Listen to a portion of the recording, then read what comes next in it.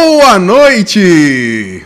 Estamos em mais uma segunda-feira e começando mais um programa maravilhoso. Esse é o De Trabalho. E para isso, galera, eu já quero pedir aquela força, por favor, se inscreve no canal. A gente tem aquela metinha, primeira meta para alcançar os 1000 primeiros. E entenda, nesse canal você vai encontrar muito conteúdo sobre trabalho, carreira e profissão. Você está com dúvida do que vai fazer? Qual faculdade vai seguir? Eu quero fazer uma transição de carreira. Bom, aqui é um lugar que a gente procura trazer profissionais que já têm uma certa notoriedade e um reconhecimento no mercado para explicar um pouquinho da trajetória profissional dele e com isso você obter informações na sua tomada de decisão. E hoje, como já anunciado, a gente vai estar aqui com uma especialista em estratégia, finanças e processos. Recebam comigo a maravilhosa Camila Uti.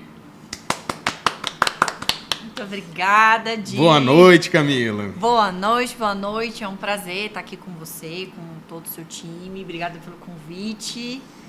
E bora nessa. Vamos nessa. Vai ser uma horinha, conversinha tranquila, justamente para a gente conhecer um pouquinho mais sobre essa área que você presta consultoria, né, que é a sua especialidade, justamente sobre as estratégias, né, que envolvem a empresa, junto com as finanças, que muitas empresas têm que ficar atento a isso, e também a todo o processo, né? Mapear os processos, definir o processo das empresas. E a primeira coisa que já fica surpreendendo é saber o seguinte: esse profissional é muito requisitado no mercado? Sem sombra de dúvidas, na minha opinião, com certeza. Defender meu peixe aqui. Claro, quando a gente fala hoje, por que eu inclusive comecei na área de finanças, inclusive, né? Finanças sempre foi um mercado muito masculino, onde tinha sempre muito homem. Eu falei, cara, eu quero ser aquela mulher que sabe lidar com finanças, que sabe mexer com dinheiro. Então, sempre gostei de finanças desde sempre. E quando a gente fala de organizações e empresas, independente de se você tem a sua própria empresa ou se você quer trabalhar para uma, quanto mais você souber de estratégia, tanto pessoal quanto profissional, mais você vai conseguir agregar onde você está trabalhando ou onde você planeja trabalhar, né? Então, sem sombra de dúvidas. Perfeito. Só fazer um ajuste. O microfone está pegando legal aí? Tá, então vamos seguindo. Mas então vamos começar? Vamos. Nome completo? Camila Uti Godoy Garcia. Quantos anos? 29 anos. Tempo de profissão? 2010, 12 anos. 12 anos, muito bom. Como é que começou essa trajetória? Como é que a Camila Uti nasceu profissionalmente? Olha, essa pergunta é uma excelente pergunta. Esses dias eu estava lembrando, acho que eu comentei com você, que eu comecei fazendo uma coisa legal. Minha carreira começou com 9 anos de idade. 9 anos de idade e já estava na ilegalidade. Olha que coisa boa, hein? Eu queria muito ter uma mesada, ter um dinheirinho. E eu descobri como... É uma coisa legal, não façam isso, pelo amor de Deus. Descobri como baixar filme pirata na internet antes dele sair aqui no Brasil. E aí eu queria ganhar um dinheirinho e eu descobri como baixar e colocar a legenda. E tinha alguma noçãozinha de inglês. E comecei a vender DVD pirata na escola, 5 filmes por R$5. Vendia para o professor, para várias pessoas. Depois, enfim, inclusive alguns professores compravam sem nem poder falar, né? Porque ia pegar mal para eles. Isso. Mas eles eram os meus clientes. E aí até o momento que foi o primeiro contato, inclusive, que eu tive com precificação. Porque se eu errasse a precificação, eu tomava prejuízo, né? Eu comecei a fazer conta lá de quantos DVDs que tinham que comprar para compensar o preço que eu cobrava. Inclusive, eu precificava errado, porque eu cobrava 5 filmes por R$5, né? Gastava horas gravando aqueles 5 filmes. Gastando então, energia. Gastando energia, internet. Mas minha mãe me apoiou no começo, depois ela viu que estava tomando uma proporção e falou assim, não, mas minha filha é pirata? Não, então não pode. Aí cortou na sequência. Na ingenuidade de uma criança, pensando querer ganhar um dinheiro, cometeu um erro. Quem nunca? Né? Então não vamos deixar isso para sempre. Não, mas que bom. Aí é bom que ali você já teve uma noção de comércio, que nem você falou, precificação, mas sua formação acadêmica é? Administração. Você fez administração? Fiz administração na Universidade de Brasília. Perfeito. Entrei em 2011 e saí em 2015. Fechado. E o que te fez fazer... Somos colegas, tá? Só para saber. A minha escolha depois eu conto, Acho mas... que eu e você somos o 1% que escolheu a administração porque ama. Não, na verdade eu fui orientado pelo meu pai, foi. mas tudo bem, é porque eu vou fazer um resuminho para o pessoal entender. Meu pai é um grande profissional da área de comunicação. A gente tinha uma agência de comunicação, só que na época ele falou assim, você não vai fazer publicidade. Eu falei, pô pai, mas é óbvio, por que não? Ele, meu filho, não é nem reconhecido a profissão, e nem sei se já ainda é. Mas eu não tinha levado a sério, até que um dia uma funcionária da nossa empresa perdeu um celular, e a gente foi registrar uma ocorrência, e na ocorrência era uma delegada, e a delegada perguntou a profissão da nossa funcionária, e ela toda feliz, nossa, publicitária. Ela falou, minha filha vai ter que me dar outra profissão, porque aqui tem prostituta e não tem publicitário. Aí eu falei, é quase a mesma coisa. Mas, brincadeiras à parte, realmente sofria com isso na época, mas falou, não, faça pelo menos administração, para você ter uma noção de gestão e tudo, porque tudo que for da comunicação você vai aprender muito na prática aqui. Aí eu fui orientado a fazer administração, e fiz e me formei em administração. O que você achou? Eu achei que o curso da Empretec foi maravilhoso. Mas faz parte. Mas estamos aqui para citar a sua história. Diga, como é que foi a administração para você? Eu acho que de fato, nesse ponto aí, eu me distou um pouco, porque todo mundo faz administração ou porque foi forçado pelo pai ou porque não sabe que curso fazer, né? E eu acho que eu era 1% ali da turma que realmente escolhi, mas eu só tive essa clareza fazendo vestibular e quando eu comecei a trabalhar com a minha mãe. Eu comecei a trabalhar com 16 anos de idade com ela.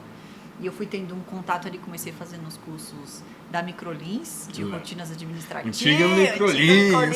Entreguei, a idade já falou.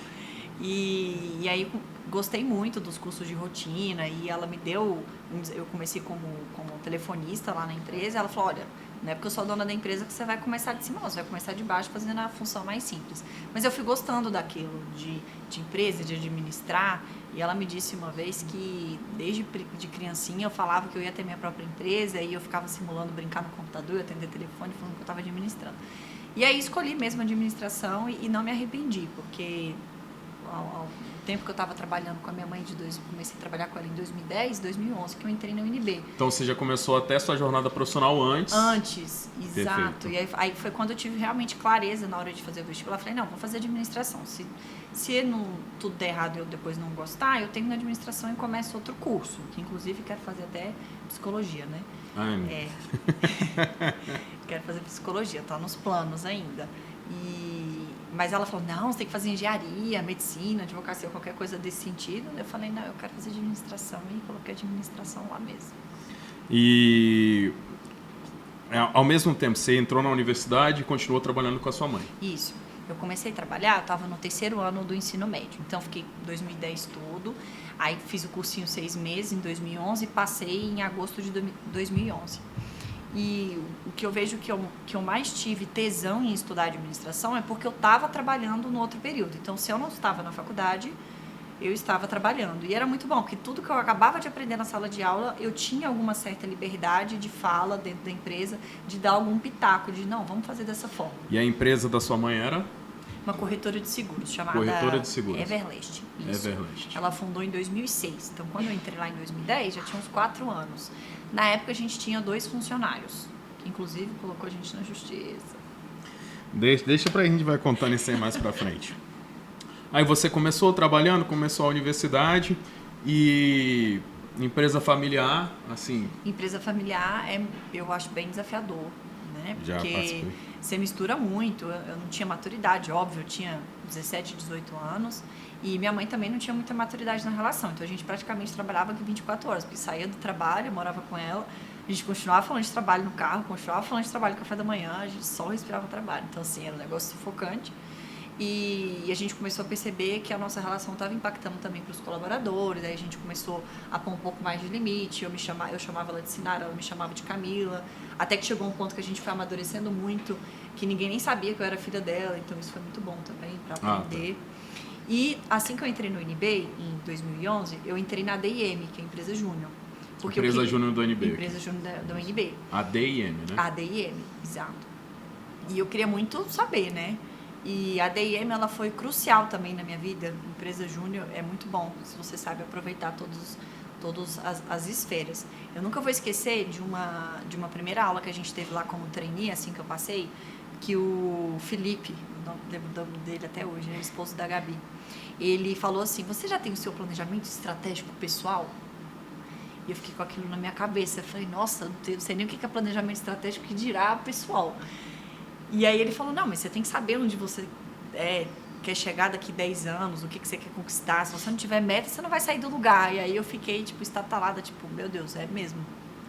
E quando ele falou aquilo, eu fiquei desbaratinada, porque eu saí de lá assim, com a cabeça fritando. Eu não é seguro o que eu gosto de fazer, não quero trabalhar na empresa da mãe, porque mãe vai proteger, vai sempre falar que tá tudo bom, ou que, né, vai sempre me manter ali numa zona de conforto.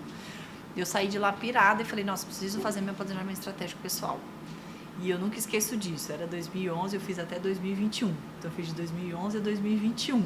10 anos só. Meu pai me obrigou a fazer de 20. Meu Deus. Depois eu conto mais sobre isso.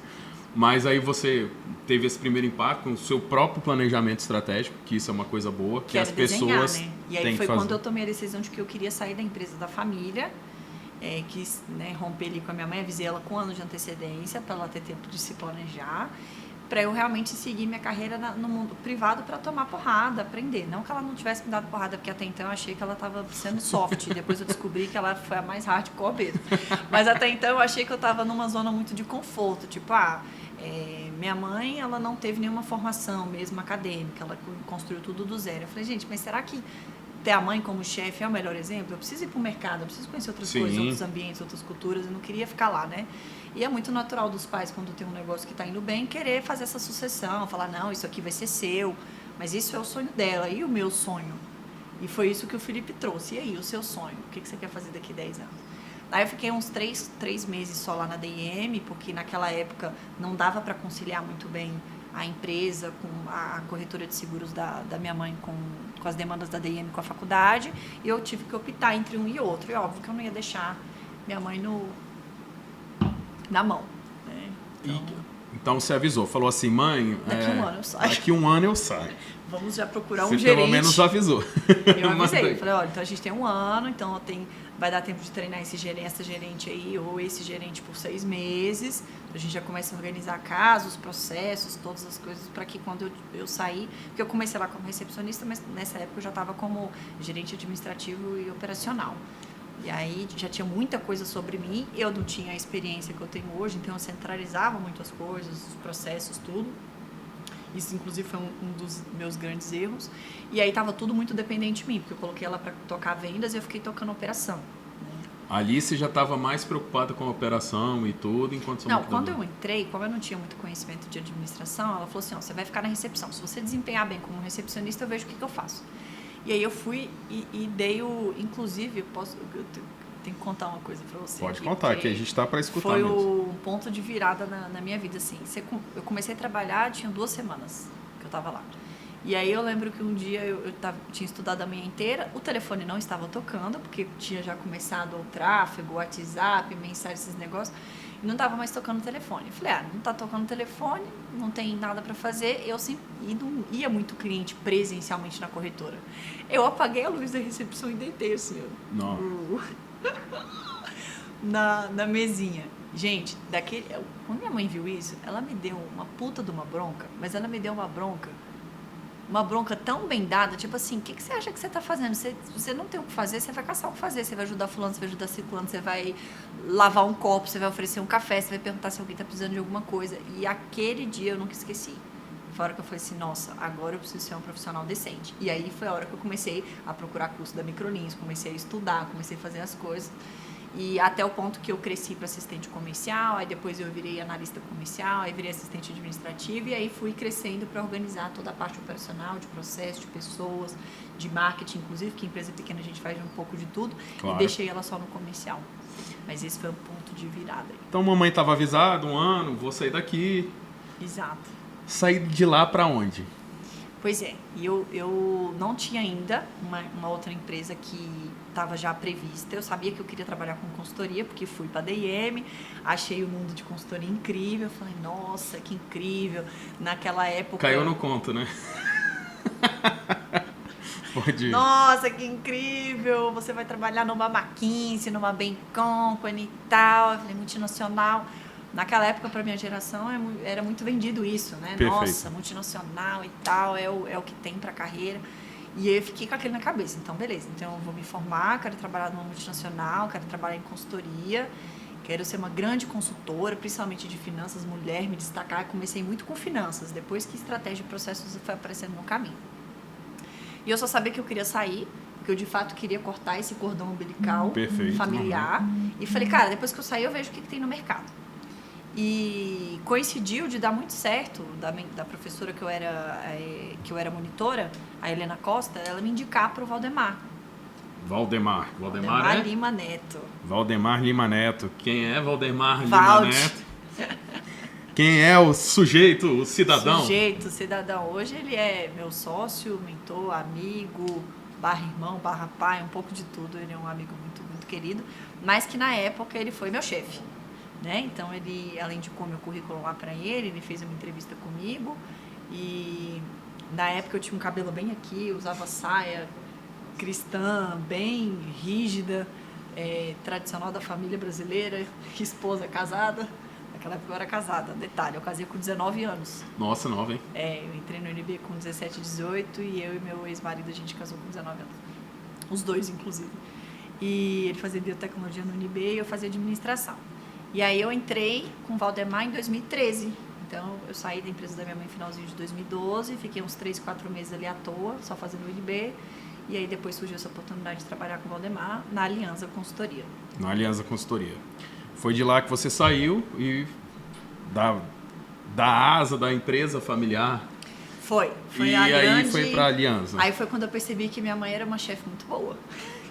Isso é bom ou ruim pro Valdemar? Não, o Valdemar também ele era muito carrasco e exigente, assim. Mas eu vejo que foi fundamental eu ter a minha mãe como a minha primeira chefe, porque ela, de todas até hoje, foi a mais exigente. A que mais exigia entrega, prazo, compromisso, responsabilidade, proatividade, inclusive. E eu vejo que isso moldou muito, assim, o meu caráter. Inclusive, o Valdemar só foi me crescendo na companhia porque ele foi vendo que as entregas que eu fazia, que quem me moldou foi Dona Sinara, né? Então, ou seja, tinha uma base também de exato. entendimento, de ter uma visão do olhar também, assim, como dono do negócio. Isso ajuda. Exato. O que me ajudou muito na consultoria, que eu acho que impressionou o Valdemar, é porque eu tinha muito sentimento de dono. Então, eu não estava lá para cumprir tabela e cumprir horário de X a X horas. Inclusive, eu entrei como estagiária. Então, teoricamente, eu tinha que trabalhar 6 horas por dia. Mas eu trabalhava, às vezes, 8, 10, porque eu queria aprender. Eu entrei lá para aprender. Inclusive, eu fui para a Aliança para ganhar menos do que eu ganhava na corretora. E aí, meu ex-marido falou, você é doida, você vai ganhar metade do que você ganha na corretora. Eu falei, mas eu quero aprender, porque eu já não sentia que eu estava aprendendo mais nada lá na corretora, né? E aí eu entrei como estagiária, fui promovida para consultora júnior, consultora pleno, consultora sênior, fui crescendo e ganhando espaço. O Valdemar me dava, ele identificou o meu perfil, viu que eu gostava de desafio, ele me dava um desafio. Eu cumpri o desafio, ele me dava outro desafio. E assim, foi indo, a gente se deu super bem. Ele é bem dominante também, assim como eu, então assim, dava certo, a gente... Eu apelido ele de Hitler, ele vai rir, porque ele vai estar ouvindo isso aqui. Ele era meio Hitler, mas ele sabia soprar e bater e assoprar, sabe? Imagino. Mas aí me tira uma dúvida. Aí esse seu processo na Aliança, na Aliança, né? Aliança Consultoria, você ficou lá por quanto tempo? Eu fiquei de 2013 a 2015, eu fiz 25 projetos. Foi a minha grande base de estratégia, finanças e processos vividas na prática. Então foi quando eu fui, de fato, executar um planejamento estratégico, um plano de negócio, fazer uma viabilidade econômica financeira de BNDES de 6 milhões, gestão de processos, os grandes cases que eu tive na minha carreira de gestão de processos foi nesse período também, inclusive lá, né, antes de 2013 a 2015. Foi quando ele foi meu professor, né? Valde foi meu grande professor, assim, e ele foi me ensinando toda a metodologia, ele me dava muita liberdade também de trazer melhorias na metodologia na época, e aí a gente foi crescendo juntos, ele foi cada vez mais ganhando confiança em mim, até o ponto de me chamar para ser sócio. Em 2015, ele te fez uma proposta para você ser incorporar... consultora associada. Consultora associada, perfeito. Isso. E... Aceitou? Eu aceitei, só que 2 semanas depois eu passei no processo da Philip Morris. Aí ele ficou puto. Mas como assim? Eu também. A gente foi ter de surpresa, assim. Como é que você tava indo bem, surfando nos 25 projetos, e aí chega e como é que surgiu a Philip Morris? Philip Morris, Para você ver como a gente tem que valorizar os contatos da turma da faculdade. O network, assim. O network tem que se construir desde a época sim. Tinha lá o grupo do WhatsApp da turma, e aí divulgaram uma vaga. Ah, tem uma vaga na PMB, eu nem sabia o que era PMB. Inclusive a Thaís vai ouvir isso aqui, ela vai falar, não acredito. Não sabia o que era PMB, e eu vi lá que o salário era R$5.300. Eu falei, nossa, quero trabalhar nessa PMB agora. Nem sei o que é. anos, quero ganhar R$5.300 com certeza. Eu ganhava bem na consultoria, mas o sonho naquela época que eu tinha na minha cabeça era, eu quero muito trabalhar numa multinacional. E aí quando eu pesquisei a PMB, chamei o João para conversar, que foi o que indicou lá na turma, ele trabalhava como estagiário na Philip Morris, e eu não sabia o que era Philip Morris. Aí quando eu joguei no Google, eu vi lá, maior indústria de tabaco do planeta. Meu Deus, eu nem sabia que existia Philip Morris em Brasília. E aí, para minha sorte, ou não sei se é sorte ou se é universo, ele me indicou, porque na Philip Morris eles pagam R$500 a R$1.000 pela indicação. Se você indicar uma pessoa e ela for contratada, você ganha dinheiro. Ah, legal. Aí eu acho que ele viu lá as pessoas que ele tinha para indicar e falou, não, acho que quem mais tem chance de passar é a Camila, então ele me indicou. E eu sempre fui representante de turma, né? Então na UNB eu tomava meio que a liderança junto aos professores, junto à Semana Acadêmica de Administração. Então acho que ele meio que achou que eu tinha mais chance de passar e me indicou. E deu certo, assim, porque eu fui para a primeira entrevista, inclusive reprovei no primeiro processo seletivo, acho que ele ficou decepcionadíssimo comigo. Ele viu R$1.500 voando, né? Ele viu R$1.500 voando, falou, não acredito, a Camila me decepcionou. Não passei no teste de Excel, que a gente acha que a gente sabe Excel quando a gente está na faculdade, mas a gente não sabe nada de Excel. E eu achava que eu sabia Excel avançado, não sabia nada de Excel avançado. Reprovei no teste, que inclusive era muito simples, fiquei revoltada. Eu falei, não acredito. Saí de lá chorando, esperando. Eu perdi R$5.300 de salário, porque eu não sabia fazer PROC-V. Ai, que ódio. Sério, pô, sério? PROC-V? E é era básico. PROC-V e tabela dinâmica. Era desse nível. Não. Só que o Excel da Philip Morris é em inglês. Sim. Então, assim, eu tinha que ter me tocado, né, que era em inglês. E eu fracassei nesse teste. Eu sei que eu saí desse teste tão indignada. Eu falei, não acredito que eu perdi a minha oportunidade da carreira por conta de um teste Excel. Me matriculei no teste Excel no outro dia, de curso avançado, e IBNET, inclusive. Paguei R$500 à vista, gente. Já fui aluno de lá. Pois é. Professor Flavinho, nunca esqueço ele. Flavinho ficou na minha vida marcado, porque eu falei, Flávio, eu preciso aprender essas principais fórmulas em inglês, você precisa me ajudar. E aí, estudei 2 meses, só que eu não desisti da Philip Morris, né? Bati lá na porta depois de novo. E nisso, eu ainda não tinha sido chamada para ser consultora associada. Então, eu fui chamada para ser consultora associada depois que eu já tinha feito os 2 processos seletivos. Eu não sabia que eu ia ser chamada para ser consultora associada. Quem sabia do primeiro processo? Só o seu colega que tinha? Só o João. Só o João. Até porque eu achei que eu não ia passar. Eu não sabia falar inglês fluente. Eu nunca tinha sido analista na minha vida. E na faculdade, os professores todos ensinavam muito pra gente ali, quando a gente estava no final da graduação, que a gente tinha que ficar se testando no mercado. Faça o máximo de processos seletivos que você puder para você ganhar experiência, porque a hora que você quiser uma empresa, você já está preparado. Então, a gente era incentivado na faculdade a fazer muito isso, né? Vai lá e faz o processo das empresas que você quer trabalhar, os trainees, os programas. Então, eu fazia diversas delas. Inclusive, reprovei em vários. E aí, inclusive no da Philip Morris. Então, eu fazia meio que sem esperar muita coisa. Já pegar uma bagagem, né? De entrevista, exato, saber como é que fazer você faz. dinâmica de grupo, quais são os testezinhos e ganhando experiência para você não ficar nervosa na entrevista. Ou seja, o que o pessoal tem que entender é que não vai ser sempre que você vai se candidatar, você vai ver as coisas, você vai ficar... vai ser de primeira não, tá, gente? Tem uma experiência, realmente isso que a Camila falou, tem várias dinâmicas, tem integração com o grupo. Então, assim, o processo de busca de emprego, ainda mais num primeiro emprego, ou até de trainee, acho que os trainees são até mais chatos. Nossa, trainees, eu não passei nenhum trainee, gente. É uma coisa de persistir mesmo, é você persistir, tentar para fazer isso aí. Mas antes aqui, só para deixar um pouquinho mais agradável a conversa, eu sempre trago, porque tem um amigão meu, o Fernando da Gran Cru. Fernando, hein? Fernando Rodrigues, tá me devendo aquela ligaçãozinha, hein? Ele dá um vinhozinho aqui pra gente, você aceita? Aceito, claro. Que aí deixa a conversa um pouquinho mais relaxada, né? A gente já pode soltar um palavrão. Não, aqui pode, aqui é pra maior de 18 anos, tá? Se tiver criança assistindo, tá errado. Eu falo muito palavrão, estou aqui me comedindo porque não dá, né? Um brinde. Um brinde, Valeu, Fernandão. Obrigadão. Isso aí até do quadro aqui. Mas vamos lá. Mas então continua. Aí você fez o segundo processo da Philip Morris. Então, estava fazendo porque eu queria muito passar na Philip Morris, porque a Philip Morris era uma multinacional em Brasília. Então, eu não ia precisar sair de Brasília. Eu era casada, eu não queria sair de Brasília. Porque tem muito né? disso, né? O pessoal acha que as multinacionais, elas só ficam em São Paulo. Eu achava mas, também. mas existem muitas que atuam Existem, aqui. Exato. Então, eu tinha escritório na época aqui da Philip Morris. Hoje tem muito mais, mas na época era da Philip Morris, do Burger King. A Pernod Ricard, Diageo. Isso. Diageo.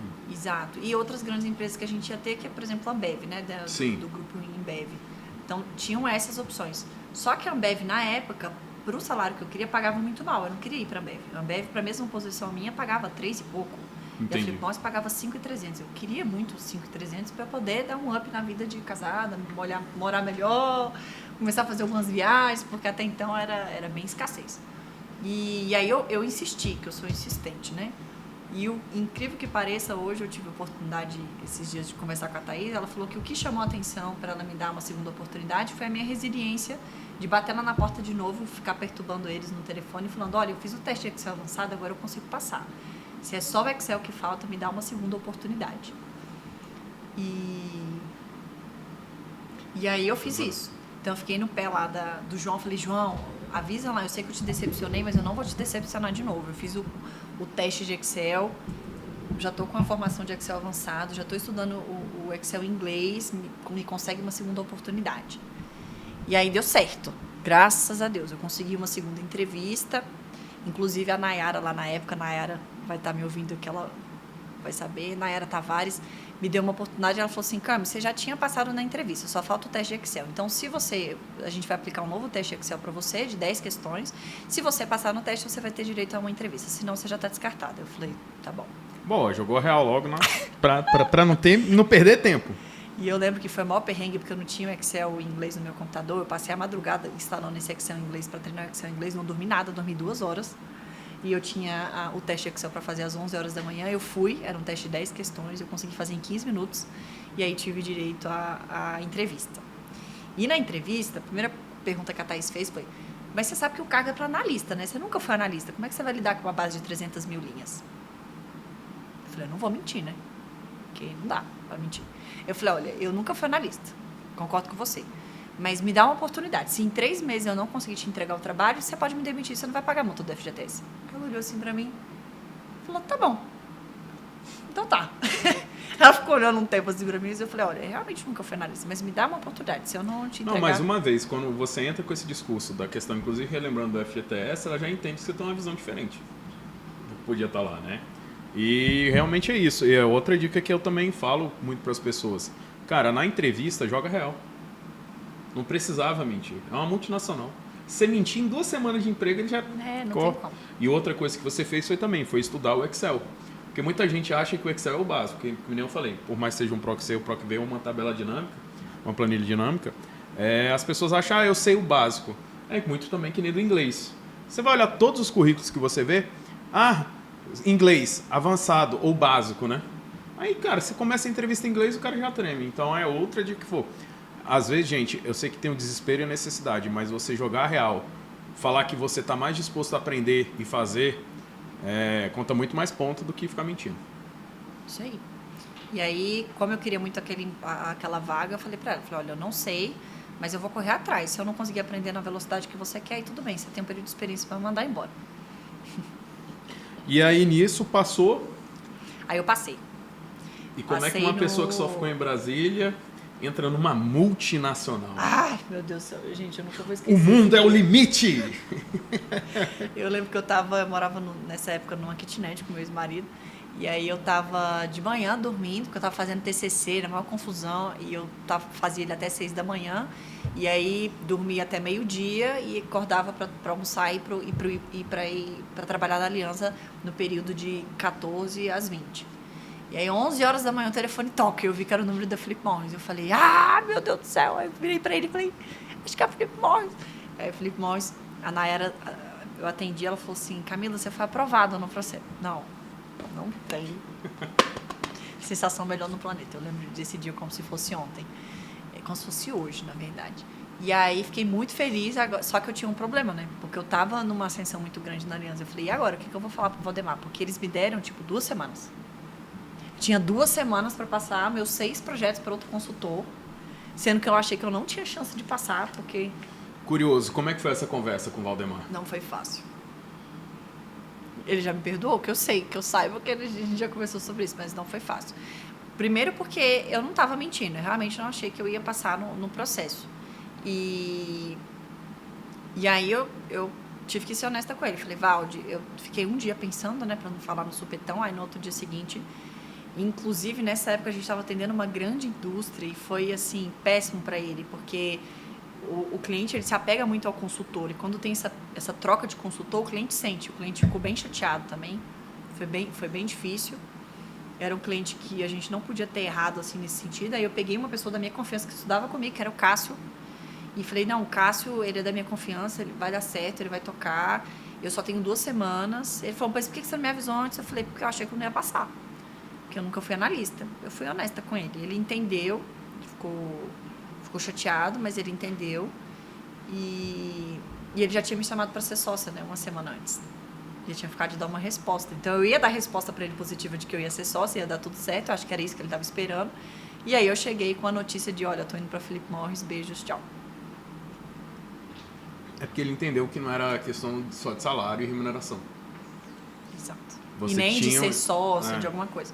E ele sabia, porque eu sempre tinha compartilhado isso com ele desde o meu primeiro dia, que eu queria muito trabalhar numa pequena, numa média e numa grande empresa. Eu falei para ele, olha, na pequena eu já trabalhei, que é a corretora da minha mãe. Eu quero trabalhar agora numa média, que é a Aliança. E eu quero trabalhar numa grande. Eu quero trabalhar nos 3 pontos, porque lá na frente eu quero ter meu negócio, mas eu quero saber como é que são os 3 tipos de empresa. E ele sabia que eu tinha muita vontade de aprender sobre outras áreas que não estratégia, finanças e processos, que sempre foi a base da Aliança, né? E na Philip Morris, a minha oportunidade era justamente trabalhar com o que eu nunca tinha trabalhado. Que era comercial, que era vendas, que era marketing, logística. Mas aí vem a pergunta que eu te faço. Você teve essa conversa com o Valdemar, as portas que você deixou estavam abertas ou fechadas quando você saiu?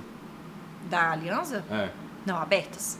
Aí Abertas. foi com uma conversa na boa? Não, eu suportei o Cássio por uns 2, 3 meses, passando tudo, conversando com a cliente. No caso de suportar, no caso de dar suporte. De dar suporte, tá. De orientar, de sentar para passar todos os materiais, explicar como é que estava, fazer meio que a integração ali com ele para ele entender o que estava acontecendo nos projetos, ajudar em treinar todos os E isso arquivos. paralelamente iniciando um programa na Philip Morris.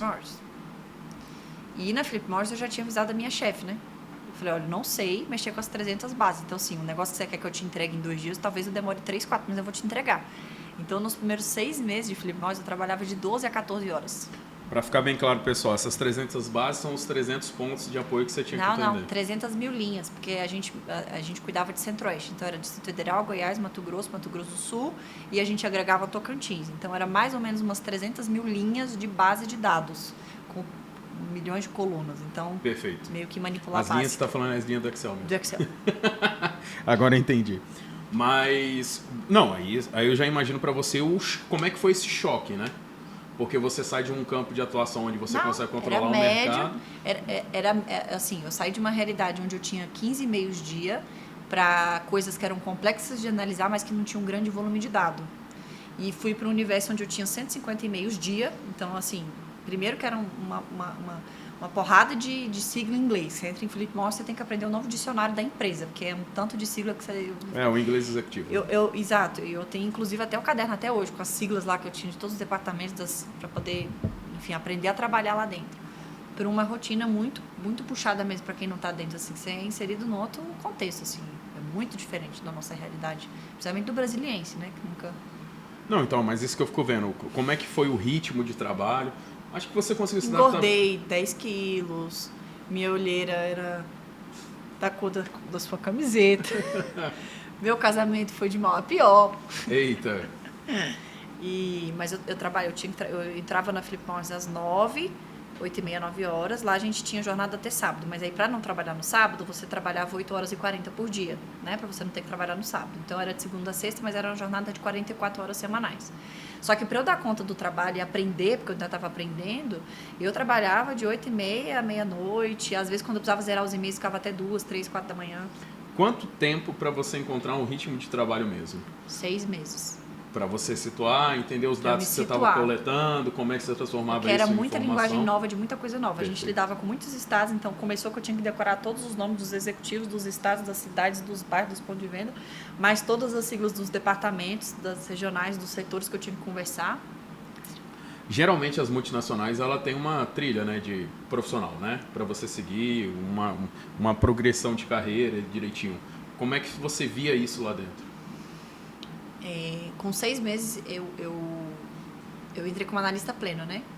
E com 6, minha chefe, inclusive, ela falava isso muito pra mim. Falou assim, nossa, você é a funcionária que mais me pede feedback, puta merda. Porque a cada 2 semanas eu ia lá, tudo bom, Thaís? Eu tô entregando o que você quer, com medo de ser mandado embora. E aí eu ia lá pedir feedback. E uma coisa que ela me falou que eu nunca esqueço, ela falou assim, quem faz carreira, a responsável pela sua carreira é única e exclusivamente você. E se você for depender de chefe ou de líder ou de gestor, você tá ferrado. Quem tem que estar preocupado em receber feedback, procurar se desenvolver é você. Se o seu chefe não te deu feedback, você vai lá e pede. Se você não está tendo esse retorno, você tem que ir lá e pedir. E isso é muito importante, fazer essa autorreflexão, né? Assim, muitas pessoas, às vezes, ainda mais quando você está numa posição de chefia, às vezes, ainda mais no mundo de hoje, né? Você passar um feedback pode ser mal interpretado, pode ser mal direcionado. Isso aí. E isso acaba até prejudicando. Então eu entendo muito dessa fala da sua chefe. Porque realmente quem constrói a sua carreira profissional é você. Ela só vai poder passar um feedback se você estiver interessado em escutar. Porque também não adianta nada a pessoa te passar um feedback se você não quer ouvir. Então, assim, mais outra bela orientação que a gente passa aqui no programa. Mas vai, como é que foi essa progressão na carreira? Não, e aí o que foi legal é que a minha vaga lá na regional só abriu porque a gente estava tirando uma operação de terceirizada para direta, ou seja, toda a base de vendedores não ia ser mais responsável do distribuidor, ia ser responsabilidade nossa. Em 6 meses eu ganhei o prêmio ABCD Award, eu fiquei impressionada, inclusive. Porque ela viu tanto que eu trabalhei às 12, 14 horas, acho que ela via lá meus e-mails de 2, 3, 4, 5 da manhã. Ela falou assim, coitada, deixa eu dar um prêmio pra essa garota aqui, pra ela não desistir e ir embora. E aí, Mas esse é um prêmio dentro da empresa? é um prêmio da dentro da organização. empresa. Uma vez no ano, a empresa ela dá um prêmio que ela chama de Above and Beyond the Call of Duty. Que eu nem sei traduzir pro português. Call of Duty é da guerra, né? Além... Ai, me ajuda, help. Qual que é a tradução de Above and Beyond Call Above of Duty? and Beyond... Above and Beyond the Call of Duty. Do dever da honra. Agora você me pegou. Apertou mesmo. Mas eu acho que na tradução é justamente isso. É que está acima Acima, e sim, além above and- das além, expectativas beyond. do trabalho, dos desafios que Isso. foram dados. E quando você ganha esse prêmio, você ganha um quadrinho assinado pelo presidente, você sobe no palco e tal. É um prêmio que eles dão lá para algumas pessoas, dentro das 3 mil pessoas da Aqui o companhia. programa ao vivo, a gente já fala isso aqui mesmo. E já procura no Google. Já vai Porque mandar a gente aqui. usa a É tecnologia porque a nesse nosso favor. sentido, o Call of Duty que eu fico mencionando... Vamos lá. E você ganha um prêmio de R$ 1.500 também, cai lá na sua folha. Então, você ganha um reconhecimento perante a companhia, né? É um prêmio, tipo, de honra ao trabalho, de honra ao mérito pelo seu trabalho ter sido fora da curva, digamos assim. Então... Deixa eu ver aqui, porque realmente eu fiquei com isso. É o dever, né? Tá. É fazer mais que a obrigação. E, ótimo. Então, é isso. Viu? É bom sempre a gente consultar. ABCD Award, que chama, né? Não, é fazer mais do que você é obrigado a fazer, mais do que seu dever. O Isso. Dutch, acho que ele entra Isso. nesse caso do seu É, dever. do Fazer dever. mais do que o dever. Exato. Isso. Aí eu ganhei esse prêmio e aí ela sentou comigo para conversar, né? Quando ela viu que a companhia, principalmente, né? Quando você ganha um ABCD Award, é como se você ficasse num box de talentos lá para Philip Morris, no caso, né? E aí ela já desenhou a minha carreira. Eu ia ser analista sênior. Legal. Aí eu fui promovida na sequência para Mas analista quando ela sênior. desenhou, ela chegou a compartilhar com isso? Se você viu interesse de fazer isso? Então, ela veio, assim que eu ganhei o prêmio, que ela viu que eu merecia, porque inclusive outras pessoas da regional que falaram que eu merecia o prêmio também.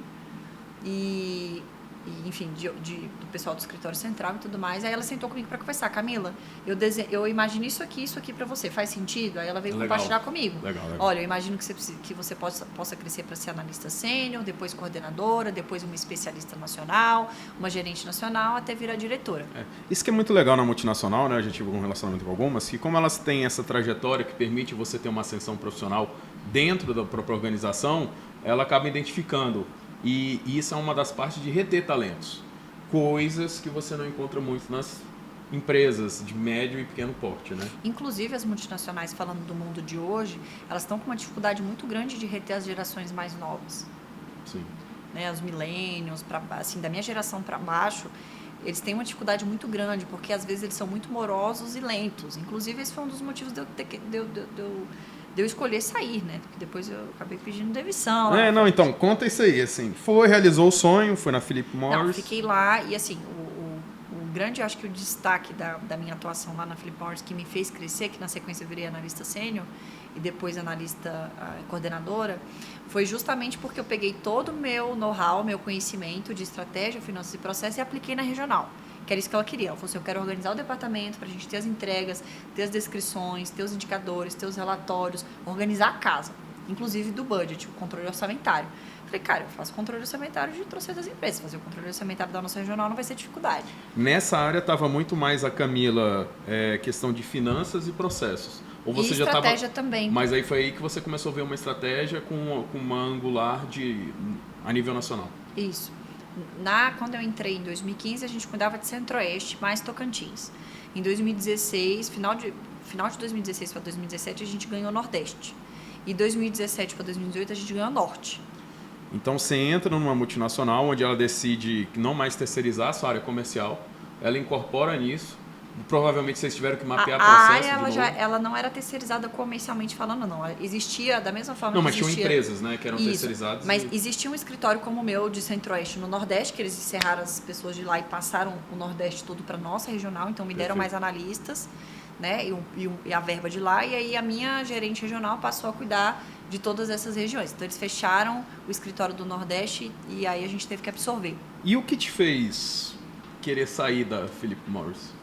Porque assim, deixa eu ver, o casamento acabou lá ou foi depois? Não.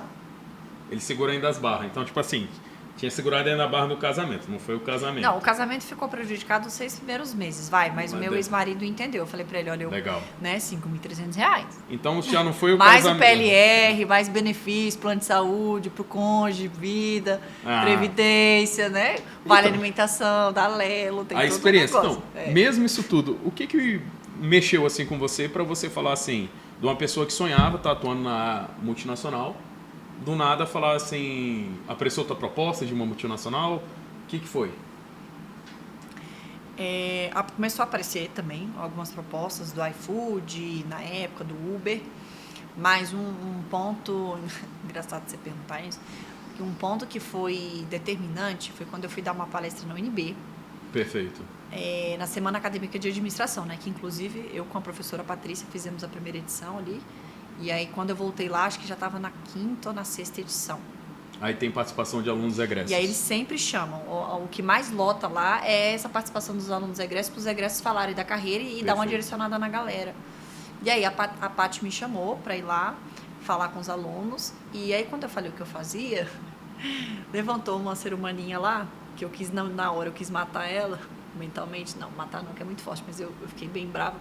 Ela fez a seguinte pergunta: e aí, Camila, como é que é matar 700 mil pessoas de câncer de pulmão por ano? É porque, não sei se vocês entenderam, galera, a Philip Morris é a maior empresa de tabaco. Do planeta. Exato, Tabaco, a gente não comentou.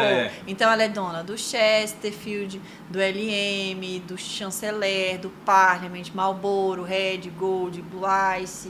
Ou seja, tabaco, cigarro, galera. Cigarro, nicotina, então, nicotina. E nicotina. Ela estava trabalhando e aí essa aluna, no meio da palestra, fez essa pergunta sutil. Sutil. Bem sutil. Que na hora eu imagino que realmente deve ter dado raiva, mas provocou uma reflexão. Não, foi daí que eu nunca esqueci dessa garota. Inclusive, lembro dela perfeitamente até hoje. Agradeço você, inclusive, se você estiver me assistindo, porque realmente eu falei, olha, eu estou na companhia, e aí foi bom, porque eu não tinha parado realmente para refletir por que eu estava lá, né? Inclusive, eu sempre fui muito da igreja cristã, protestante, que é contra a bebida, que é contra o álcool, que é contra o cigarro e tudo isso. E eu falei, realmente, por que eu estou numa empresa que eu ajudo a vender e ganhar mercado? A primeira coisa que eu respondi para ela foi, primeiro, nós da indústria não podemos vender cigarro para quem não é fumante. Então, só posso abordar quem é fumante. Sim, isso aí existe uma legislação na comunicação. Então, logo, eu não estou forçando ninguém a usar um produto que nunca usou. teoricamente, a pessoa já é viciada naquela substância. Então, começa por aí. Mas, realmente, o que estava me motivando a estar na Philip Morris é porque tem um produto que até hoje a gente não conseguiu fazer vingar, por questões de lobby, que eu não vou nem entrar em detalhes, por conta da concorrência, que é o IQOS, que é um aquecedor de tabaco. Ele não é um cigarro eletrônico, ele é um aquecedor de tabaco. Então, a companhia já investe, a companhia eu falo como se eu fosse dela até hoje, né? Impressionante. Eu saio das empresas, mas elas nunca saem de mim. E aí, a Philip Morris já investe nesse produto há mais de 15 anos, e ele é um produto que reduz 95% de todos esses efeitos colaterais na saúde do ser humano. Só que a Anvisa, mais a Souza Cruz, mais as queridas... A gente sabe que existe um mercado, é um tema muito delicado, o tabagismo, sim. É tudo incidido na fonte, então quando a gente vai fazendo a produção, automaticamente eles já são tributados antes mesmo de ser carregado no caminhão para poder distribuir. Então, enfim, tem toda uma questão econômica envolvida também, política aí por trás, mas até hoje o IQOS não foi aprovado e não tenho tantas esperanças que ele vai ser tão breve. E a minha esperança de estar na companhia era em busca de um produto que fosse minimizar 95% desses impactos, desses reflexos na sociedade. Mas quando ela fez a pergunta, eu fiquei martelando aquilo. Como é que foi voltar para a empresa depois de uma pergunta dessa? Daquela primeira pisar, chegar e falar assim, gente, fizeram uma perguntinha lá no Semana Acadêmica. O legal é que a área de vendas aqui do DF fica do lado de Corporate Affairs, que é o escritório de assuntos corporativos, que é o escritório que lida de assuntos governamentais. Então, eu era muito próxima da Karen, que era a executiva lá responsável na época. Eu falei, cara, e aí mesmo? Como é que tá esse negócio do IQOS? Vai sair, não vai sair? E, de fato, é uma coisa que a gente não tem controle, né? A gente tentava fazer o melhor trabalho possível. E aí foi quando eu comecei... Em 2018, começo de 2017 para 2018. A gente está extrapolando o tempo? Não, pode conduzir. De 2017 para 2018, eu fiz o método CIS por uma indicação de um amigo, que é um processo de coach, de missão e tal, Vieira, né? do querido Paulo Vieira, exatamente. E, cara, aquilo mexeu muito com a minha cabeça, porque ele falou, e aí, seu propósito? E eu tava, inclusive... numa pegada muito vitimista, sabe? Porque você entra num ambiente multinacional e eles ficam, assim, as pessoas que se vitimizam ficam, mas a multinacional tá te sugando e te suga e te explora e você não tem vida. Mas, cara, você só tá lá porque você quer. Se você quer trabalhar em outro lugar, você procura outro emprego. E eu acabei entrando muito naquela vibe, sabe? De vitimização e de, nossa, realmente estão me explorando e tal. Mas, cara... ou você aprende a trabalhar bem, impor seus limites e saber o que você está disposto a entregar ou não, ou você vaza fora, você está lá por uma escolha, ninguém está te obrigando a estar lá. E aí isso ficou martelando na minha cabeça, entrei num processo de coach com a Camila Abidão, que também fez os processos de autoconhecimento lá, e tive uma clareza que de fato eu queria empreender e não me identificava com produto cigarro. E desde então eu tomei essa decisão. Então fiz o processo de coach com ela de janeiro até abril mais ou menos. Maio eu fiquei refletindo muito, junho eu pedi demissão. Junho você pediu demissão direto? Da Philip Morris. Tá. Eu cheguei pra Thaís, de surpresa, sentei ela, que era minha gestora na época. Eu falei, Thaís, tudo bom? Preciso conversar com você. Ela, tudo bom, tudo ótimo e tal. Eu falei, então, eu sei que eu acabei de ser promovida pra coordenadora, mas eu quero pedir pra sair. Ela me olhou assim. Ela falou assim, não, mas por que você quer sair? Eu falei, primeiro porque é 27% e meio de imposto de renda. Se você me transformar para PJ, eu posso talvez refletir sobre. Ela, não, deixa eu ver então com o RH, se a gente não consegue te colocar como PJ e tal. Eu falei, beleza. Porque ia sair para mim uma promoção de especialista que acabou sendo travada, porque naquela época o mercado de tabaco estava muito inconstante e a companhia acabou travando todas as promoções que iam ter para 2018 e aí eu não ia conseguir ir para o escritório central para Curitiba, porque eu ia para Curitiba naquela época. E eu falei, não, mas eu quero ser PJ. Eu assinei qualquer coisa que a companhia precisar, porque eu não vou pôr vocês na justiça nunca, porque sou eu que estou querendo. Ela falou com o RH, mas obviamente o RH não aprovou. E aí eu falei, então beleza, se o RH não aprovou, então quanto tempo você precisa? Porque eu não quero te deixar na mão. Sim.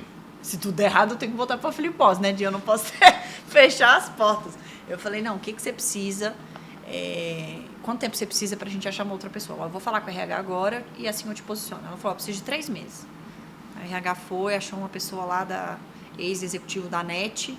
O cara ficou comigo 2 dias, terceiro ele não quer. Pá, vazou. Eu falei, Thaís, eu não tô assustando ninguém, eu tô passando realmente as demandas que tem do trabalho.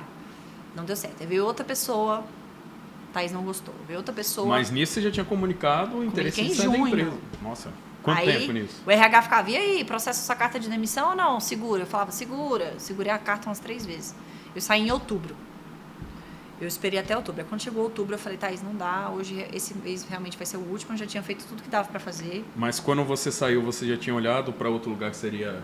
Já tinha uma outra proposta? Como é que Não, foi? eu ia ficar uns 2, 3 meses ajudando a corretora da minha mãe a dar mais uma estruturada, até eu me abrir de novo para o mercado. Nesse meio de tempo, obviamente, eu estava fazendo processo para o Uber, estava fazendo processo para a Rappi, para o Uber Eats, inclusive, que a Sara Sabino me recomendou. Acabei não passando. E que o inglês não estava tão afiado quanto eu precisava muito de base de SQL para você ser manager regional, você tem que manjar muito de SQL, eu não manjava de SQL. SQL é uma linguagem de programação, tá, gente? Que envolve muito banco de dados. Isso. E aí, para você ser gerente regional de qualquer coisa, nessas startups você precisa manjar muito de base de dados, e eu não sabia nada de base de dados, eu sabia fazer meus apesar index, que hoje usam muito Python, mas a meus base VLOOKUP, realmente meus HLOOKUP, meus index e meus match com índices corresp. É isso. Não sabia mexer com as bases de dados e acabei não passando em nenhum desses processos. E quando foi mais ou menos umas 2 semanas antes de sair da Philip Morris em outubro, que eu liguei pro Valdemar. Porque eu tinha decidido que eu ia abrir consultoria mesmo. E aí e tinha que falar com ele, óbvio, né? Valde, quero te avisar que eu tô saindo da Philip Morris, que eu vou abrir uma consultoria, eu quero que você seja o primeiro a saber e tal. Aí ele, meu Deus, não acredito. Como assim, garota? Que você não me falou isso meses antes? Ih. Aí eu falei, por que, Valde? Aí ele, não, porque eu recebi uma proposta para ser CEO de uma fintech e... CEO de fintech. CEO de uma fintech. E hoje eu decidi fechar a empresa, eu não quero vender para ninguém, que eu não achei nenhuma pessoa que realmente possa manter o nome da marca como eu gostaria. E eu já demiti todo mundo, fechei sala, fechei tudo e ia dar baixa no CNPJ semana que vem. Aí ele aí, então vamos negociar porque o convite para você ser sócio está de pé. Eu falei, glória a Deus, amém, aleluia, eu vou ter um CNPJ com histórico para trabalhar. Mas me tira uma dúvida, se ele já estava preparando para fechar, quando você entrou, tinha cliente? Ah, então você assumiu uma empresa sem clientes. Vamos lá, boa. Como é que foi? Saiu da Philip Morris, cheio, muita coisa para fazer, para cair para uma empresa. Não, aí o que eu fiz? Foi um processo, né? Como eu sabia que eu não ia ter cliente no dia 0, eu recorri à dona Sinara. Falei, olha, eu preciso de uns 4, 5 meses para poder organizar o básico da aliança, site, fazer material comercial, cartão, telefone, essas coisas, porque não tem nada, tem que começar tudo zero de novo, até eu me organizar. E fiquei fazendo uns freela com ela lá na corretora, ganhando só para lembrar, ali. tá? A dona Sinara é sua mãe, né? Minha mãe, exatamente. Mas, então, aí você começou a fazer esse trabalho de consultoria onde você está atuando até hoje. Exatamente, mas quem me ajudou nos primeiros 12 meses de empresa foi o Valdemar. Legal. Porque ele, apesar dele estar se aposentando de consultoria naquela época, ele não comunicou isso para o mercado. Então ele falou, então eu vou deixar meu contato ativo, Perfeito. Vou deixar todos os meus leads, meus clientes, todos ativos, o que chegar eu passo para você. Tranquilo. Falei, beleza. Então ele ficou sendo o nosso head institucional e eu fiquei sendo head operacional. Então ele não cessou esse contato com ele e inclusive tem até hoje. E isso sempre focado na consultoria, principalmente nessa parte de estratégia, finanças e processos. Exatamente. Perfeito. Então o que salvou as contas nos 12 primeiros meses foi Valdemar. Que ele tinha ainda muito essa tinha um base. resquício desses clientes. Ele é referência até hoje, né? Ele foi professor do Sebrae, foi professor do Empretec.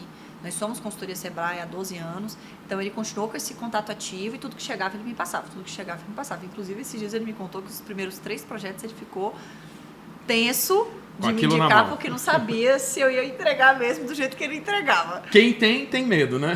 Exatamente. E aí ele achou que não ia dar. Inclusive ele falou, não, primeiro cliente eu achei que você não ia dar conta não. E deu certo. Não, a gente já conheceu boa história até Aliança Consultoria. Mas a Camila empreendedora também atua em outras áreas. Como é que você conheceu? Você conheceu como clientes? Como é que foi essa história? Legal. Eu olhei lá, parece que você tem uma parceria com o pessoal da Território da Carne, né? Isso. E mais, você faz umas mentorias também. Como é que foi isso? Isso. Hoje eu tenho a Aliança Consultoria, que eu sou sócia, a Everblue Corretora de Seguros, que eu vou contar já, que foi uma fusão de um ex-cliente com a corretora da minha mãe. Perfeito. Hoje eu também sou professora e mentora do Território da Carne, que é uma escola de negócios nichada para carne, que eu acabei conhecendo num projeto voluntário. E hoje eu também sou mentora da Escola de Negócios MD Club, que foi de indicação do Pedro Fávero da B2, que é um parceiro da Aliança. Perfeito. Então, resumidamente, foi assim. E a Aliança surgiu, né, em 2018 e 2019.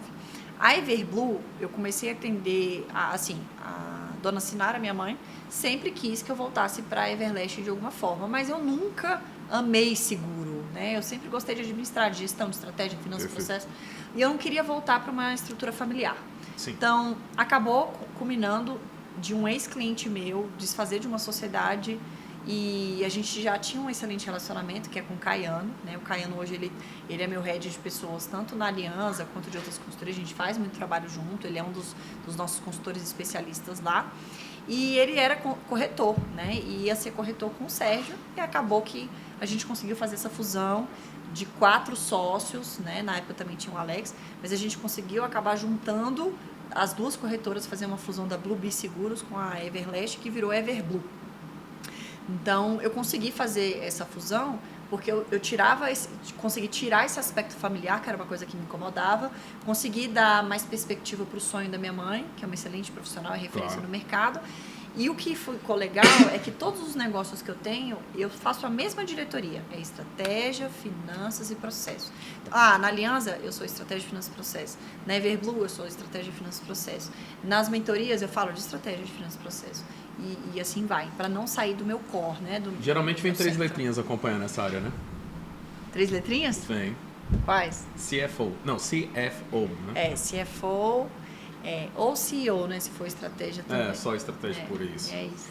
Não, que legal. E hoje em dia, como é que você compartilha essa questão da mentoria com a seguradora e com a Aliança Consultoria?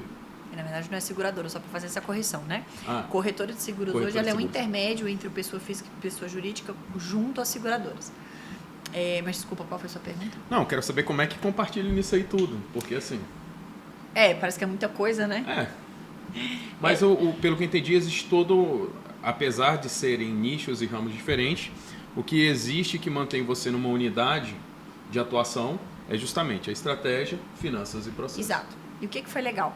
A primeira vez que eu fui convidada pela Andréia, do Território da Carne, para ser professora, foi muito bom. Por quê? Porque eu já estudava para manter as minhas rotinas de atualização acadêmica para consultoria.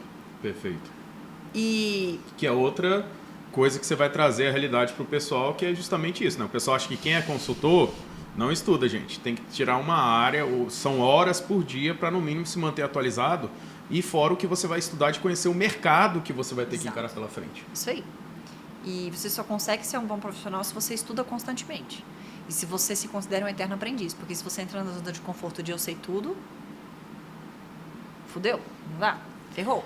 Boa! Né? Então...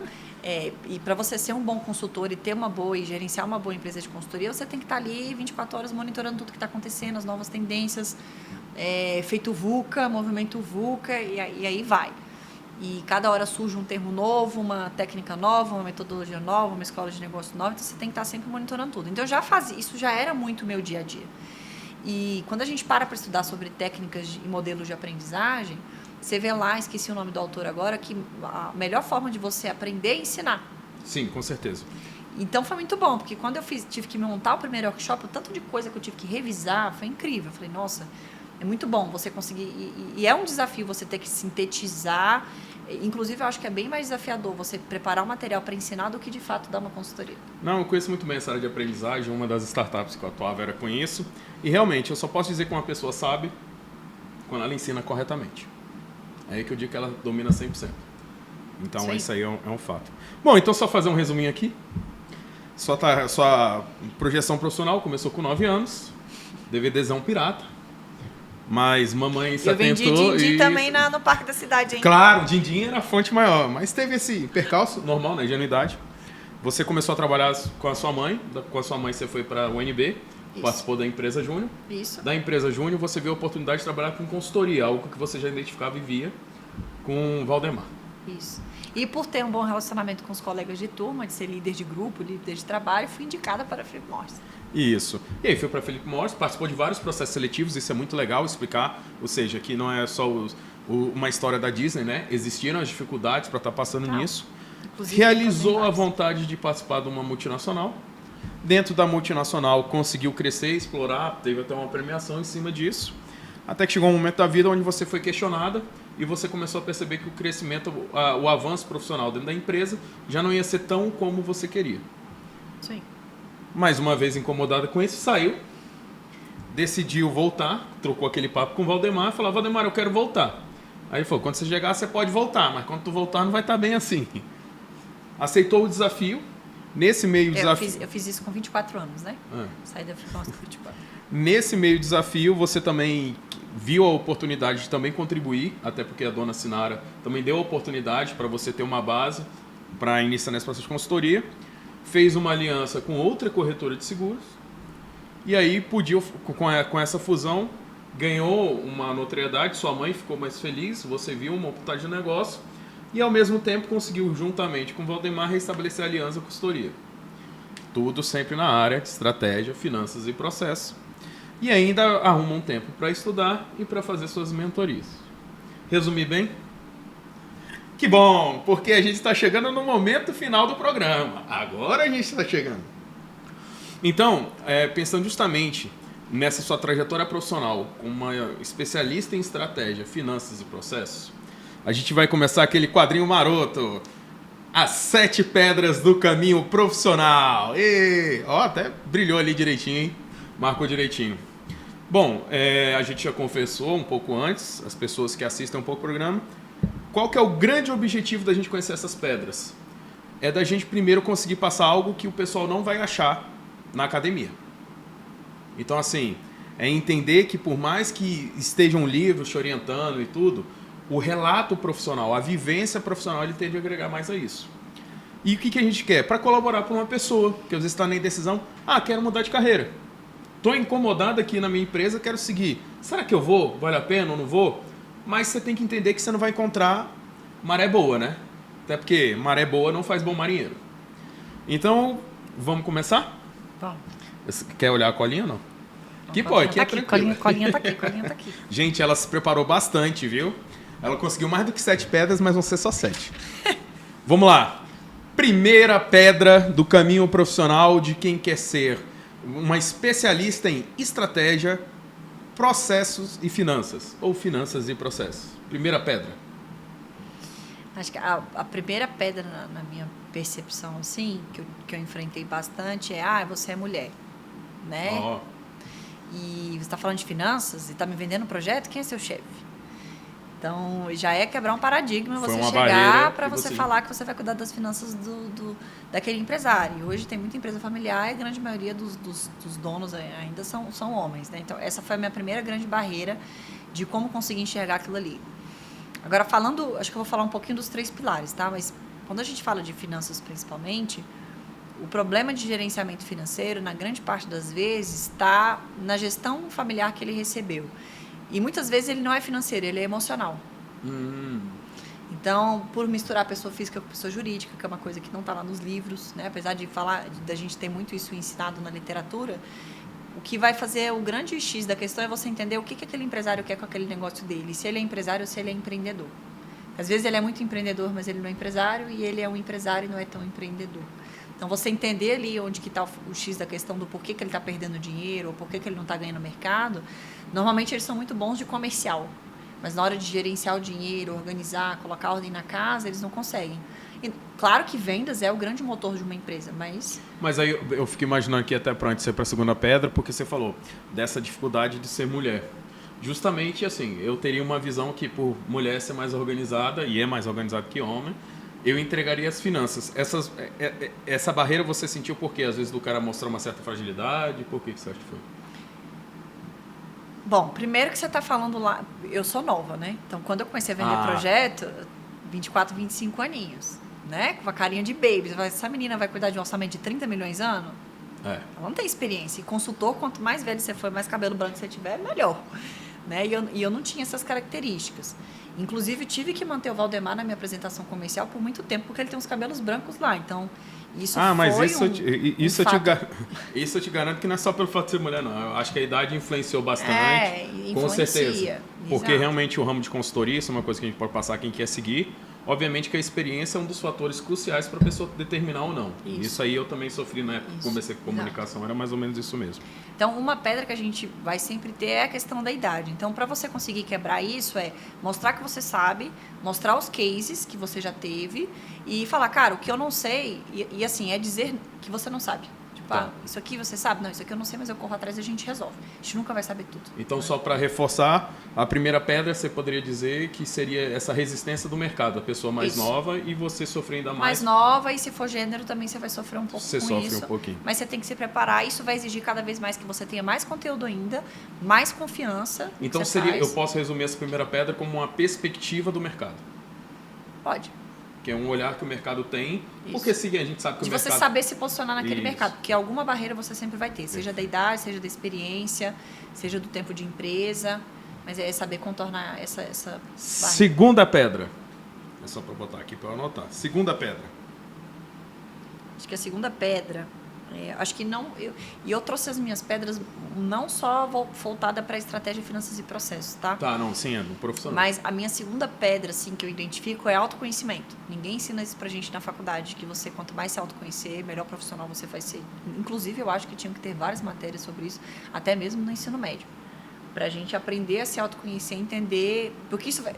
Tem uma questão que fala muito, que você tem que saber seu propósito. Cara, nem todo mundo tem que achar esse propósito. Perfeito. Mas você precisa escolher ser feliz naquilo que você está fazendo. Porque se você não escolher ser feliz, qualquer coisa que você for fazer, você vai estar infeliz e triste. E o autoconhecimento, ele ajuda, inclusive, na entrevista, né? Exato. Porque eu detesto aquela hora quando você pergunta pro cara na entrevista, qual o seu defeito? A pessoa, meu defeito. Meu Ser defeito, perfeccionista. que eu sou muito perfeccionista. Nossa, não tem. Legal, autoconhecimento. Terceira pedra. Vou Minha até terceira- colocar um vinhozinho aqui, né? Minha terceira pedra foi, para mim, né, não saber vender. Ó, Na faculdade... não saber vender ou não saber se vender? Não, acho que me vender, assim, modéstia à parte, eu consegui fazer isso muito bem na escola, porque eu era muito da revoltada, né? Apesar de ser da turma do fundão, eu tirava nota boa e eu sofria muito bullying na escola, isso me forçava a ser uma menina inteligente, uma pessoa mais esforçada, então eu começava a estudar porque, enfim, é papo para outro podcast, mas isso me forçou a querer estudar cada vez mais e acabei virando representante de turma, então fui aprendendo a ter a persuasão mais desde cedo por questão do bullying que eu sofri na escola, que foi muito bom. Só que eu não sabia fazer essa parte do comercial. Eu sempre fui muito técnica. Inclusive, eu acho que eu vendo os meus projetos até hoje na Aliança porque eu sou mais técnica do que comercial, inclusive. Porque eu acho que o cliente fala, não, essa menina aí sabe do que ela está falando com a equipe dela, ela vai me entregar. Né? Porque eu não acho que eu sou aquela pessoa influente, que conecta e que é aquela pessoa que gosta de vender, aquele vendedor, aquele comercialzão. Eu não me acho tanto comercialzão assim. Eu gosto muito mais da qualidade, do método, da técnica, da rotina, da disciplina, de peraí, o que a gente tem que fazer, o prazo, o cronograma, as entregas, o que eu vou te entregar. Os processos. Os processos. Eu sempre fui muito isso. Inclusive, acredito, o processo, dificilmente você vai achar uma consultoria aí que gosta de fazer processo. Inclusive, acho que foi isso um ponto que trouxe de crescimento para a empresa, que eu amo o processo. Eu consigo enxergar processo em tudo. Desde a hora que eu acordo para fazer o café da manhã, até, eu tenho um processo, que a gente cumpre um processo. Quem tem rotina e gosta de rotina, cumpre um processo diariamente, né? Quarta pedra. Saber demitir. Olha, essa é nova e é boa. Saber demitir. Eu sempre tive dificuldade com isso, eu estou aprendendo as duras penas e errei muito nos meus primeiros anos de gestão por não demitir. Por sempre falar, não, eu acredito que o cara pode ser melhor, que a pessoa pode entregar mais, que vai dar certo, aí dou uma segunda, uma terceira chance. E eu criei a regra da primeira e segunda. Se da segunda chance não foi, não vai mais. Perfeito. Quinta pedra? Quinta pedra, a diferença entre ser líder e ser chefe. Boa. A diferença entre ser líder e chefe. Que eu acho que se aplica para toda e qualquer profissão e que não ensinam muito a gente isso na faculdade. Eles falam, você tem que ser um gestor, não sei o quê. A administração mais clássica, autocrática, ela vai, né, te forçar a ser aquele durão e tal, Ford Taylor, que não é a pegada, óbvio que a gente sabe. Sim. Mas você também ser aquele gestor que é camaleão, que ele tenta se adequar a tudo que falam e ser o bonzinho, também não resolve. Teoria XY, né? Você precisa, em alguns momentos do seu dia a dia da empresa, ser líder. E tem momentos que você precisa ser chefe e falar, é isso aqui que você vai fazer e pronto, acabou. Porque você tem um conhecimento daquilo e você sabe o que aquilo vai impactar lá na frente. Então, você tem que saber se é a hora de ser o gestor, de ser o líder, de acolher, de dar feedback, de desenvolver, de puxar. Mas se tem hora que você também precisa ser chefe, porque suas coisas não tocam. Perfeito. Na sétima eu ajudo, tá? Mas sexta pedra. Cara, sexta pedra... Acho que o não tenha medo de dizer que não sabe, eu já falei, né? Falei na Não, primeira. ainda não. Mas pode reforçar, tá? Tá. Não dizer... Não ter medo de dizer que não sabe alguma coisa. Isso é fato. A gente conversou no programa, mas você não citou como pedra. E isso é fato mesmo. Não ter vergonha de dizer que não sabe. A Aliança pode ter 16 anos de experiência. Eu acho que a gente pode ter 30 anos de experiência. A gente nunca sabe tudo. E eu acho que a gente também tem aquela questão de quanto mais a gente estuda, mais a gente vê que a gente não sabe de nada, porque tem muita coisa, né? E muitas das vezes do meu começo de carreira ali como empresária, à frente de um negócio, eu tinha muito receio às vezes de dizer para o meu cliente alguma coisa que eu não sabia. Cara, não é porque a gente já fez mais de 400 projetos que eu vou saber tudo. Tem coisa que eu não vou saber, porque cada empresa é diferente, com uma cultura diferente, Perfeito. com um fundador diferente, numa situação diferente. Então, quando você é muito sincero com o seu cliente, cara, isso aqui eu não sei, mas a gente vai achar uma solução, você está se comprometendo. Eu acho que comprometimento é tudo. Então, não ter medo, porque a gente nunca vai saber tudo. Eu acho que quando você é honesto de falar até aqui eu sei, até aqui eu não sei, tá tudo bem também. Perfeito. Chegamos na 7ª, e a 7ª tem uma ajudinha. A 7ª pedra é aquela pedra, vou até falar aqui na geral, a 7ª pedra é aquela pedra que você olhou, foi um desafio grande, você não acreditava que fosse até possível, mas é aquela famosa pedrona que você olha e fala assim, ainda bem que eu passei por ela, porque eu mais aprendi do que sofri. 7ª pedra. Não ter um chefe. Não ter um chefe? Olha, pode falar sobre isso. A gente pede demissão falando, não vou ter chefe, eu vou ter liberdade, vou acordar a hora que eu quiser e não vou ter ninguém me perturbando, me cobrando, mas é o contrário.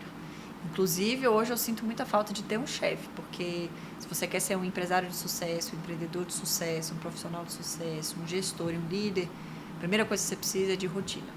Rotina, sim. Disciplina, constância. Então, você tem que ser o chefe de si mesmo, o tempo inteiro. E isso é desafiador, porque você fala, não, peraí, será que eu estou me exigindo demais? Não, será que eu preciso de uma folga? Não, pera lá. Porque se você é o chefe, a chance de você se dar folga... Não, inclusive que não. Eu até acredito que eu me puxo bastante, assim. Mas é muito solitário se você não tem um conselho, Sim. se você não tem um sócio. Inclusive, graças aos grupos de negócio que a gente tem no mercado, como a Moai, G4 e outros grupos de empresa, você consegue, através de um conselho, de um sócio, ter alguém que te puxa, né? Um acordo de cotista, muito bem direcionado. Mas ali nos primeiros 2 anos de aliança, eu tinha o Valdemar, mas ele não tinha muito essa postura de me cobrar. A gente tinha algumas metas ali para entregar, mas, cara, se você quer ser um empresário melhor, um profissional melhor, independente de empreender ou não, você tem que ser o chefe de você mesmo, né? Em todos os sentidos, não só na vida profissional, como um todo. E eu acho que isso foi um ponto de virada, inclusive é uma coisa que esses dias eu estava conversando com o Fábio Bindes, que é um grande amigo e cliente nosso lá, e ele falou, eu queria um personal general, que toda hora ele come, não, agora você tem que fazer isso aqui, agora você tem que fazer. Ele é irmão do Rodrigo? É. Conheço o irmão do Rodrigo. Abração, Rodrigão. Bom, que bom, doeu. Doeu. Mas foi bom.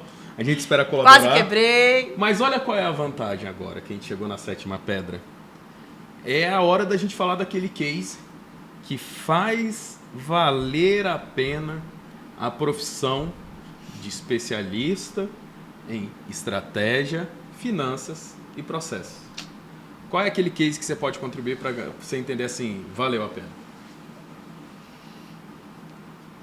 Tiveram 3 grandes cases aí, mas confesso que eu fiquei refletindo nesses cases, tem uns 4 dias eu tô aqui, gente, qual que eu vou falar?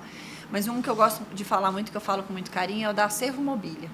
A Acervo Mobília me procurou, e aí tá o ponto, né, de você fazer porque você acredita ou fazer porque você quer vender. Eu lembro que a Michelle foi uma indicação da Renata Dutra, que ainda nem era nossa cliente, mas era indicação de um outro escritório de advocacia, de outro escritório de arquitetura que a gente tinha indicado. Ela gostou tanto da reunião comercial que ela indicou para a Michelle. A Michelle me chamou e falou assim, Camila, eu quero uma proposta de plano de negócio. Vocês fazem plano de negócio? Eu falei, fazemos e tal. Mas eu comecei a fazer pergunta. Falei, mas espera lá, porque se eu quisesse só preocupado em fechar o projeto, eu teria só apresentado o plano de negócio e está aqui. Mas eu não consigo, né? Nosso método ele é muito investigativo. Eu falei, não, mas espera lá, porque estratégia eu tenho que saber tudo o que está acontecendo minimamente ali nas 12 áreas da administração.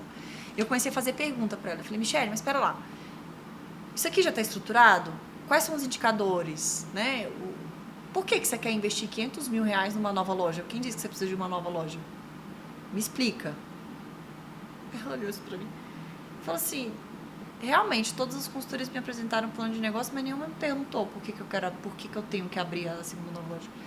Eu falei, quem disse que para você faturar mais e ganhar mais dinheiro, você tem que abrir necessariamente a segunda? Você pode fazer isso com a primeira. Aí ela olhou assim e falou, realmente. Aí me deu mais abertura para fazer mais perguntas. A gente ficou 3 horas conversando. Eu falei, Mi, eu não acho que você precisa pegar dinheiro no banco ou desfazer de capital próprio para abrir uma nova loja. Você já tem uma loja. Vamos organizar a casa, ver o que tem aqui, né, em termos de finanças, de processos, de indicadores. E se a gente tiver um indicador que mostra que você está perdendo faturamento por você não ter uma loja própria, você só tem um escritório aqui de atendimento fechado, que a Acervo Mobília, para quem não sabe, ela é uma empresa de curadoria de imóveis de alto luxo e que ela, na época, só atendia com hora marcada no escritório fechado porque ela não tinha uma loja própria como essas grandes lojas do Casa Parque. Uhum. E ela tinha essa falácia, essa crença na cabeça dela que ela só iria faturar mais se ela tivesse uma nova loja, uma loja física. E aí eu fiz essa pergunta, né, como uma boa estrategista, eu falei, você tem certeza? Que indicador, que dado que você tem que te prova que uma nova loja vai te dar esse faturamento que você quer? E ela confiou na gente, confiou na aliança, a gente fez gestão financeira, gestão de processos, implementamos indicadores e a gente viu que só R$18 mil por mês estava sendo perdido por ela não ter uma nova loja. Ou seja, ela investiu R$500 mil com a não certeza de retorno para ganhar mais R$18 mil de faturamento só. E ela conseguiu dobrar de tamanho sem a loja própria. Que coisa boa. Através do nosso trabalho de estratégia de finanças e processos. Hoje ela já tem uma loja própria, mas é porque ela quer, por realização, né? Que inclusive está num espaço enorme ali na Asa Norte agora. Já tem uma operação gigante, está caminhando para dobrar mais uma vez de tamanho, a gente atende eles até hoje.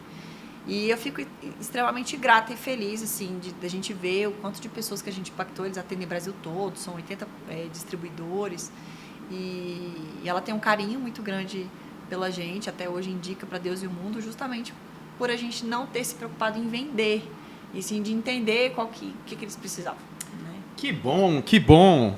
Pois é, chegamos, viu, ó, estamos inteiros, firmes e fortes. Não doeu? Não doeu. A gente está chegando nesse momento final, quer mandar um beijo especial para alguém, alguma coisa assim? Show da Xuxa mesmo. Show da Xuxa. Quero mandar um beijo enorme para minha mãe, para dona Sinara, que foi a profissional que fez, né, grande parte da profissional que eu sou hoje. Do Valdemar, meu querido sócio, amigo, mentor, que me deu oportunidade. Da Thaís, que foi minha gestora também na Philip Morris, e de todos os colaboradores e pessoas que de alguma forma impactaram e impactam na minha vida até hoje. A Andréia, os meus sócios hoje da corretora, MD Club, Território da Carne, meus professores, que eu tenho uma admiração incrível e profunda, tenho contato com todos até hoje, inclusive, foram fundamentais para a minha visão de mundo e de como aplicar a academia, as pesquisas no dia a dia de trabalho, tanto que isso é importante. E é isso. Ah, que bom, que bom. Pois é, galera, chegamos ao final de mais um episódio. Obviamente que ele vai estar salvo aqui nas nossas plataformas. Também vai ter o compacto dela, vai ter as 7 pedras tudo direitinho. E eu queria agradecer a você que ficou até o momento. Obviamente, reforçar aquele pedido de se inscrever no canal, dar um like aí, para também assinar o sininho das notificações, para justamente vocês estarem recebendo mais material e conteúdo sobre esse. Muito obrigado mesmo, viu, Camila? Eu que agradeço, Di, pelo convite. Foi uma honra estar aqui. Espero ter contribuído. Não, com certeza contribuiu. E a gente termina aqui seguindo nessa missão, nessa conversa de trabalho. Até a próxima semana.